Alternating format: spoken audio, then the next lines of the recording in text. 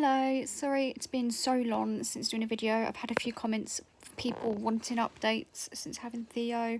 I've had people wanting updates about my overall pregnancy experience being a beta thalassemia carrier, if my baby's healthy because of my blood condition, and how I've been doing, basically. I can't show Theo because he's in bed, he's asleep. We were so blessed with such a good sleeper. He slept through from about 5-6 weeks. You obviously have the odd bad night, but he sleeps through pretty much every night. He normally goes to bed somewhere between 7:30 and 8:30. It kind of varies depending on how he is during the day. And he wakes up anywhere from kind of 6:30 to, well, anything really. I mean, we've had a few 9 o'clock wake ups, a few 8s. It just depends. Also, if he wakes up at 6:30, it's normally quite easy to get him to go back down, which is great. So, enough of that. I'm trying to pick the best order to do this. I'd say let's go with the pregnancy. So, I thought I had quite an easy pregnancy in regards to most of my symptoms. I had no morning sickness. The only thing I struggled with was because of my blood condition, I was extremely tired all the time, a lot of dizziness, which annoyed me more because if I didn't have that blood condition, I think I would have been one of the lucky ones that generally had an amazing pregnancy. He went 3 days overdue, which was really hard because toward the end I was struggling with depression. And yeah, I was just exhausted, really. I had a transfusion. Did I have 2? I had 1 or 2 transfusions, I can't remember, and they didn't do anything. Literally, they didn't even increase my blood iron levels, and they didn't make me feel better, but they had to try. I went into labour naturally, but I had 2 days of slow labour prior to that, where I was 2 centimetres and having contractions that were very painful but not close together. And that was awful because I couldn't sleep because I was in pain. I couldn't really eat very well because I was in pain. I was fed up. And I remember I went to hospital at one point because it was so painful, and that's when they're like, no, you're 2 centimetres. They kept me in overnight because they thought I was going to progress, but I didn't. So I got sent home, and that was heartbreaking. And because of COVID, of course, I was alone for that whole time, which was really hard. And then when I came back that day, my contractions just ramped up really bad. I remember sitting in the bath trying to calm them down, and it just wasn't helping. And it was all in my back and my front, so I really struggled to find positions that helped because I couldn't find one that helped both. I really didn't want to go back to hospital until I was sure because I didn't want to go alone. But it got to a point where I couldn't even cope with my breathing. I just wasn't doing well. I went in there. I didn't think I developed because I just thought, my luck, I haven't developed, but I had. I was 4 centimetres. So my partner and I went to delivery straight away. And from that on, I had a 20-hour labour.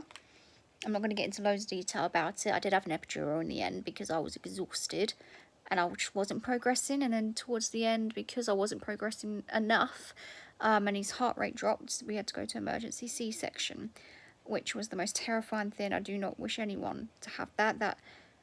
It's not the easy way out. It really isn't. It's terrifying. It's horrible. And you're just so numb afterwards. You don't get the skin to skin. I was desperate for that. I didn't get that. I didn't really get to hold Theo for a good hour or so afterwards because I was too numb. And then even when I was on the ward recovering, because I was alone, I had to keep buzzing nurses to pass my baby to me because I was struggling to get in and out of bed because I was just too numb and too sore. But anyway, fast forward, my baby is completely healthy. No blood issues. I don't even think he is a carrier himself. It didn't affect him in the slightest. He's so healthy, just thriving. He's one of those that likes to do everything early, so he slept through quite early. He started sitting quite early, grabbing quite early, babbling early, smiling, laughing. Even now, if I see him, I went shopping the other day and there was a woman with me who had a 3-month-old, and it's like a month difference, but he looks so much older. Everyone comments on how much bigger he looks. Not fat, I mean, he's a bit chunky, but it's just he looks older. Hard to explain, but he's so happy. He's so lovely. I'm blessed. He's a good baby. I don't know, couldn't imagine life without him. I mean, even though he sleeps through, I still struggle sometimes with tiredness, just because any mum will know that it's hard.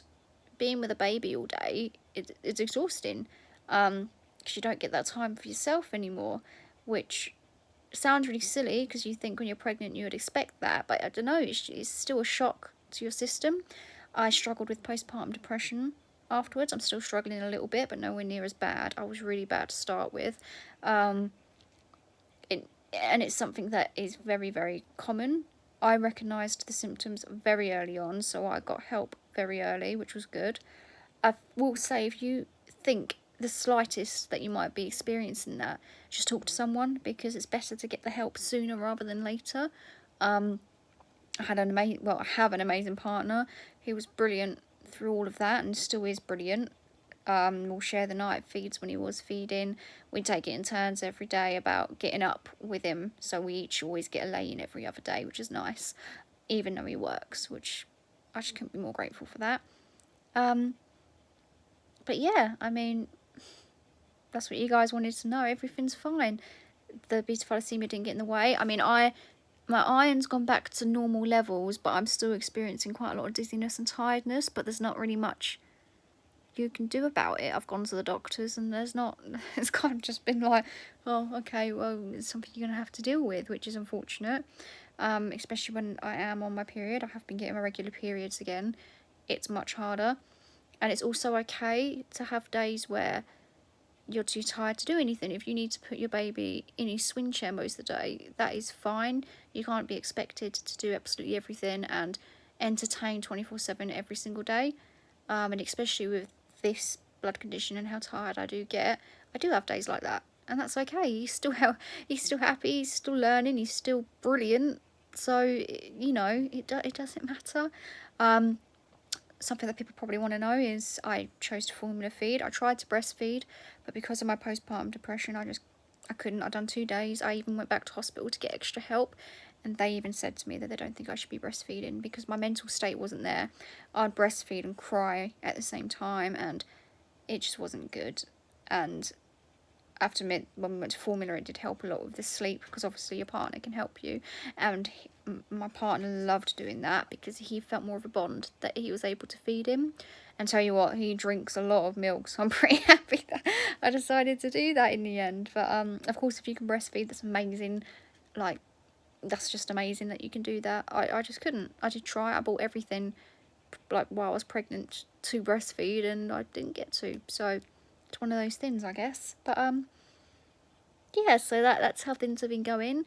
I think the next video I'll do is when Theo's maybe 6 months old. I'll do like a 6-month check with him, just to show you guys like what he's like. I'm sorry he's not here right now for me to show you, but I'm also going to do a video soon, more not like a proper video, but like a slideshow, because I've done loads of photo shoots with him as I'm a photographer.